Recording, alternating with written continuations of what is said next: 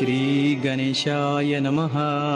ॐ कालिकाया महाविद्या कथिता भुवि दुर्लभा, तथापि हृदये शल्यमस्ति देवी कृपां कुरु। कवचन्तु महादेवी कथयस्वानुकम्पया, यदि नो कथ्यते मातर्विमुक्ष्यामि तदा तनुम्। ॐ शङ्कापि जायते वत्स तव स्नेहात् प्रकाशितं, न वक्तव्यं न द्रष्टव्यम् अतिगुह्यतरं महा। कालिका जगतं माता शोकदुःखविनाशिनी, विशेषतः कलियुगे महापातकहारिणी। काली मे पुरतः पातु पृष्ठतश्च कपालिनी, कुल्ला मे दक्षिणे पातु कुरुकुल्ला तथोत्तरे। विरोधिनी शिरः पातु विप्रचित्ता तु चक्षुषी, उग्रा मे नासिकां पातु कर्णोचोग्रप्रभामता। वदनं पातु मे दीप्ता नीलाक्षिशुभुकं सदा, घनाग्रीवां सदा पातु बलाका बाहुयुग्मकं। माता पातु करद्वन्द्वं वक्षोमुद्रा सदावतु, पिता पातु स्तनद्वन्द्वं योनिमण्डलदेवता। ब्राह्मी मे जठरं पातु नाभिं नारायणी तथा, पुरुमाहेश्वरी नित्यं चामुण्डा पातु लिङ्गकं। कौमारी च कटिं पातु तथैव जानुयुग्मकम्, अपराजिता च पादो मे वाराही पातु चाङ्गुलिं। सन्धिस्थानं नारसिंही पत्रस्था देवतावतु, रक्षाहीनं तु यत्स्थानं वर्जितं कवचेन तु, तत्सर्वं रक्ष मे देवी कालिके घोरदक्षिणे। ऊर्ध्वमधस्तथा दिक्षु पातु देवी स्वयं वपुः, हिंस्रेभ्यः सर्वदा पातु साधकञ्च जलाधिका। दक्षिणा कालिका देवी व्यापकत्वे सदावतु, इदं कवचमज्ञात्वा यो जपेद्वद्दक्षिणां, न पूजाफलमाप्नोति विघ्नस्तस्य पदे पदे। कवचेनावृतो नित्यं यत्र तत्रैव गच्छति, तत्र तत्राभयं तस्य न क्षोभं विद्यते क्वचे।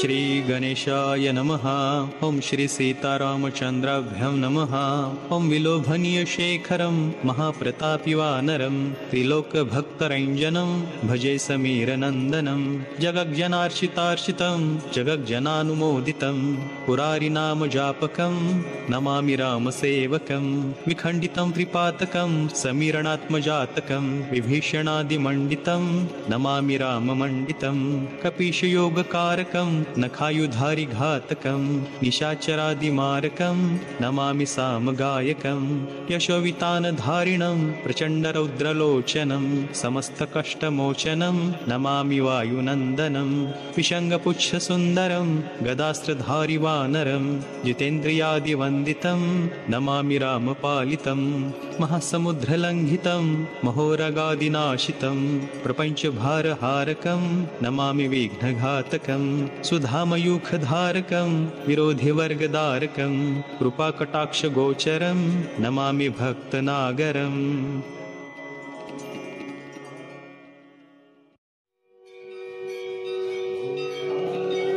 श्री गणेशाय नमः। ॐ श्रुतचारित्र्योर्जातो यस्य हन्ता न विद्यते, अगुप्तश्रुतचारित्र्यं नारदं तं नमाम्यहम्। हरति क्रोधचापल्ये भयन्नैनातित यस्य च, अदीर्घसूत्रं धीरं च नारदं तं नमाम्यहम्। कामद्वा यदि वा लोभद्वादंशो नान्यथा वदे, उपस्यं सर्वजन्तूनां नारदं तं नमाम्यहम्। आध्यात्मगतितत्त्वज्ञं शान्तं शक्तं जितेन्द्रियं, ऋजुं यथार्थवक्तारं नारदं तं नमाम्यहम्। तेजसा यशसा बध्या नयेन विनयेन च, जन्मना तपसा वृद्धं नारदं तं नमाम्यहम्। सुखशीलं सुखं वेशं सुभोजं स्वाचरं शुभं, सुचक्षुषं सुवाक्यंश नारदं तं नमाम्यहम्। कल्याणं कुरुते गाढं पापं यस्य न विद्यते, न प्रीयते परानर्थे योऽसौ तं नौमि नारदं। वेदस्मृतिपुराणोक्त धर्मे यो नित्यमास्थितः, प्रिया प्रिय विमुक्तं नारदं प्रणमाम्यहम्। अशनादिष्वलिप्तं च पंडितं नालसं द्विजं, बहुश्रुतं चित्रकथं नारदं प्रणमाम्यहम्। नार्थे क्रोधे च कामे च भूतपूर्वस्य विभ्रमः, एनैते नाशिता दोषा नारदं तं नमाम्यहम्। वीतसमोहदोषे यो दृढभक्ति च श्रेयसे, सुनयं सत्रपं तं च नारदं प्रणमाम्यहम्। असक्तः सर्वसङ्गेषु यः सक्तात्मेति लक्ष्यते, अदीर्घ संशयो वाग्मी नारदं तं नमाम्यहम्।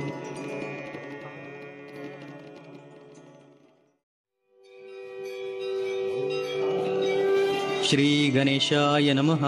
ॐ मङ्गलो भूमिपुत्रश्च ऋणहर्ता धनप्रदः स्थिरासनो महाकाय सर्वकर्म विरोधकः लोहितो लोहिताक्षश्च सामगानां कृपाकरः धरात्मज कुजो भौमो भूतिदो भूमिनन्दनः अङ्गारको यमश्चैव सर्वरोगापहारकः वृष्टिकर्तापहर्ता च सर्वकामफलप्रदः एतानि कुजनामानि नित्यं श्रद्धया पठेत् ऋणं न जायते तस्य धनं शीघ्रमवाप्नुयात् धरणिगर्भसम्भूतं विद्युत्कान्तिसमप्रभं कुमारं शक्तिहस्तं च मङ्गलं प्रणमाम्यहं स्तोत्रमङ्गारकस्य तत्पठनीयं सदा नृभिः तेषां भौमजा पीडा स्वल्पापि भवति क्वचे अङ्गारक महाभाग भगवन् भक्तवत्सल त्वां नमामि ममाशेषं ऋणमाशु विनाशय ऋणरोगादिदारिद्र्यं ये चाण्यपमृत्यवः भयक्लेशमनस्तापा नश्यन्तु मम सर्वदा अतिवक्त्रदुराराध्यं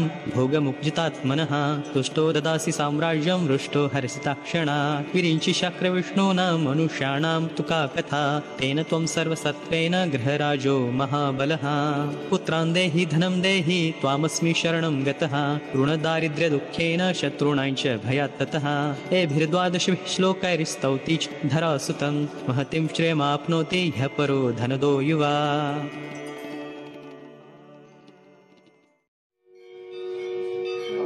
श्री गणेशाय नमः। ॐ ह्रीं श्रीं क्लीं सर्वपूज्ये देवी मङ्गलचण्डिके ऐं क्रूं फट् स्वाहेत्येवं शापेक्विंशाक्षरो मनुः कुजकल्पतरुश्चैव भक्तानां सर्वकामदः दशलक्षजपेनैव मन्त्रसिद्धिर्भवे नृणां मन्त्रसिद्धिर्भवेद्यस्य स विष्णुः सर्वकामदः ध्याने च श्रूयतां ब्रह्मन् वेदोक्तं सर्वसम्मतं देवीं षोडशवर्षीयां शश्वस्थु स्थिरयौवना रूपगुणाढ्याञ्च कोमलाङ्गी मनोहरा श्वेतचम्पकवर्णाभां चन्द्रकोटिसमप्रभां वह्निशुद्धां शुकाधानां रत्नभूषणभूषितां बिभ्रतिं कबरीभारं मल्लिकामाल्यभूषितं बिम्बोष्टिं सुततिं शुद्धां शरत्पद्मनिभाननां ईषद्धास्य प्रसन्नास्यां सुनीलोल्पललोचनां जगद्धात्रीं च दात्रीं च सर्वसम्पदां संसारसागरे घोरे पूतरूपां वरां भजे देव्यच्छ ध्यानमित्येवं स्तवनं श्रूयतां मुने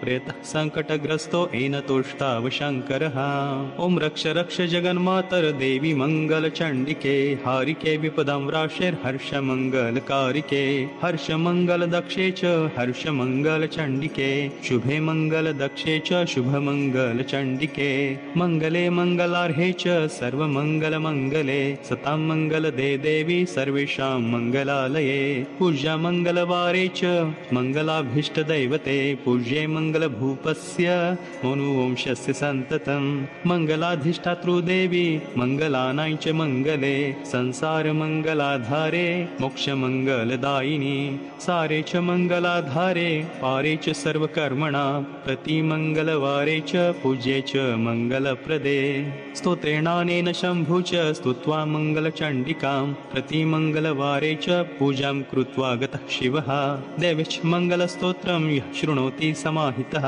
तन्मङ्गलं भविष्यन्न भवेत् तन्मङ्गलम्।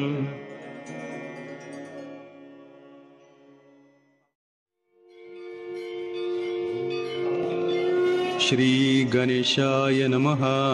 ॐ ओंकाररूप शरणाश्रय सर्वसुनो शृंगारवेश सकलेश्वर दीनबन्धो संतापनाशन सनातन शक्तिहस्त श्री कार्तिकेय मम देहि करावलम्बम् पंचाद्रिवास सहसासुर सैन्यनाथ पंचामृत प्रिय गुहा सकलाधिवास गंगेन्दुमौलितनय मैल्वाहनस्थ श्री कार्तिकेय मम देहि करावलम्बम् आपद्विनाशक कुमारक चारुमूर्ते तापत्रयान्तक दयापार तारकारे आर्ताभयप्रद गुणत्रय भव्यराशे श्री कार्तिकेय मम देहि करावलम्बम् ॐ वल्लीपते सुकृतदायक पुण्यमूर्ते स्वर्लोकनाथ परिसेवित शम्भुसुनो त्रैलोक्यनायक षडानन भूतपाद श्री कार्तिकेय मम देहि करावलम्बम् ज्ञानस्वरूपक सकलात्मक वेद वेद्य ज्ञान प्रियाखिल दुरंत महावनाग्ने दीनावन प्रिय निरामय दान सिंधो श्री कार्तिकेय मम देहि करावलम्बम् श्री कार्तिकेय मम देहि करावलम्बम्।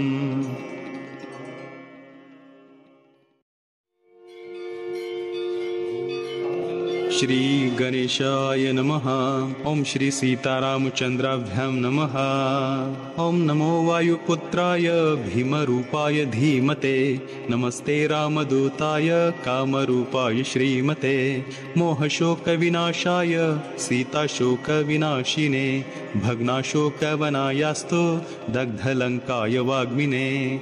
गतिनिर्जितवाताय लक्ष्मणप्राणदाय च।